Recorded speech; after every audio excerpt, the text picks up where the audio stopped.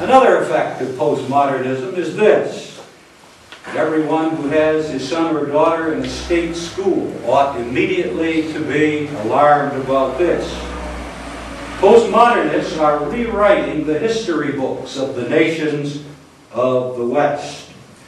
They are minimizing, if not denying altogether, any role in the making of history, at least history that is favorable, on the part of white European Protestant males. These rewriters of the history books are inventing an important role in history of black lesbian females. These historians are presenting democracy and capitalism as cancers on the body politic, whereas socialism, Marxism, and totalitarianism are healthful and promising.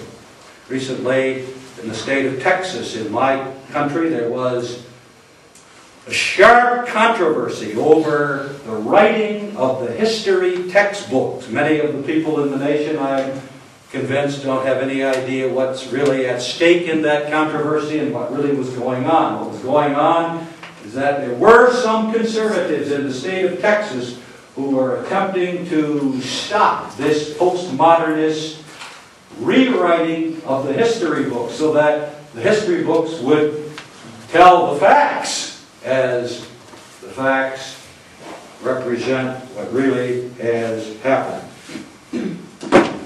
Let's look at an effect of postmodernism in Great Britain. Scotland either has ruled or is ruling that assisted suicide is the law of the land. That's the legalizing of murder, the legalizing of self-murder. And again, this legalizing of what is in fact murder proceeds by way of shrewdly chosen words and language. Usually, assisted suicide is called by those who advocate it mercy killings. Mercy killings. That's an oxymoron. That's a contradiction in terms. The killing of persons is never a mercy. And then finally, the direct product of postmodernism, and an expression of it, is the emergent church.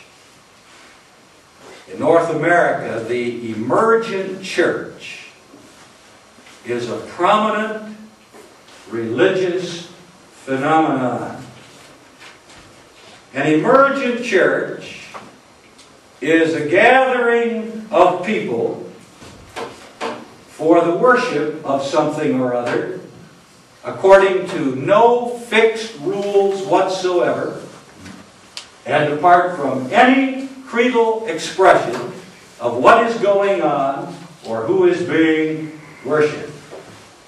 So loose is the emergent church that there is not even a church membership roll.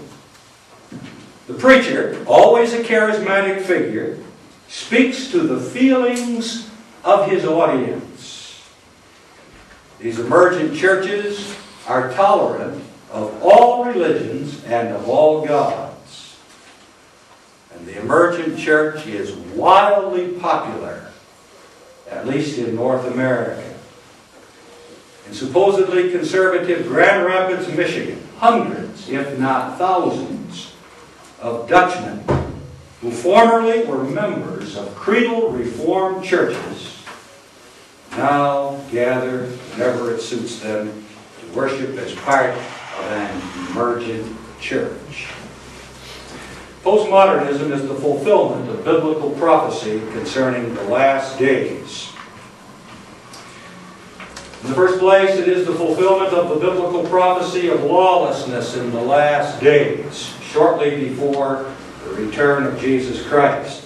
Christ foretold in Matthew 24, verse 12, that at the end there would be the abounding of lawlessness. The Authorized Version has, iniquity shall abound, and the literal translation is, lawlessness will abound. In 2 Thessalonians 2, The man of sin, called that wicked in the Authorized Version, is, according to the original Greek, that lawless one.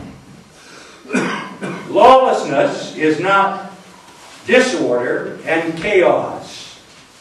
Lawlessness is not even a criminal's disobedience to certain laws that obtain in society and that even he recognizes but chooses not to obey. The lawlessness of the last days is rather the abolition of any and all divine laws and the creation by man himself of rules for behavior that deliberately and grossly trample on, contradict the law of God. Lawlessness in the biblical sense is worship man. Lawlessness is, it is an act of justice to kill unborn babies. Lawlessness is the sexual union of two males or of two females as good, indeed as an honorable realization of the holy institution of marriage. Postmodernism also fulfills the biblical prophecy that at the very end, man will deify himself, that is, make himself God. I have already, in the question and answer session last evening, explained that 2 Thessalonians 2, verses 3 and 4, foretells the Antichrist, the man of sin, as one who opposes all that is called God or that is worshipped, and sets himself forth as God, as the one who is to be worshipped. Postmodernism is the movement that deifies man in this way. Man is the creator of truth and reality. Postmodernism promotes the notion that man is God in the form of the state. Power is the name of the game. Postmodernism insists, and for postmodernism, power finally resides in the state.